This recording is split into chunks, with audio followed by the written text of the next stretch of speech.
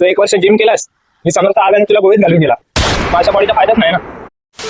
नमस्कार मित्रांनो, तर आहे ना खरं सांगायचं झालं तर मी अंगाने थोडं सडपातळ आहे, ठीक आहे. आणि मी थोडं उंच आहे, त्याच्यामुळे ना मी जास्तच बारीक दिसतो. तर काय काय लोक आहे ना बोलत असतात, अरे काय निखिल जरा खा पी, जरा जाडा हो, ठीक आहे.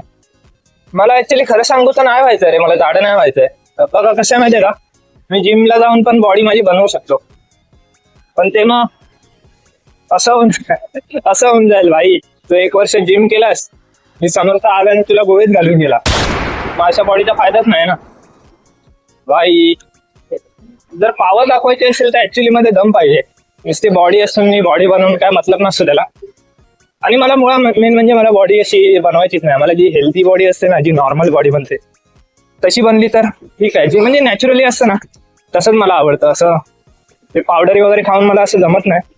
आणि मेन म्हणजे मला आहे ना तशी बॉडी नकोच आहे. मी स्लिम एकदम मस्त, असं मी स्लिम क्लीन ताडी माडी स्टील बॉडी मस्त आहे माझी, तीच मला आवडते. आणि मला आहे ना मी स्वतःला असंच आवडतो, बारीक पातळ स्लिम क्रीम एकदम मस्त.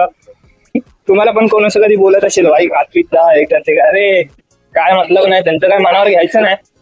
उलट त्यांनाच पण बोलू शकतो, तू जाडा आहेस, तू माझ्यासोबत शर्यत लावशील पळायची, बघूया कोण किती लाभ करायचं कळून दाखवतं.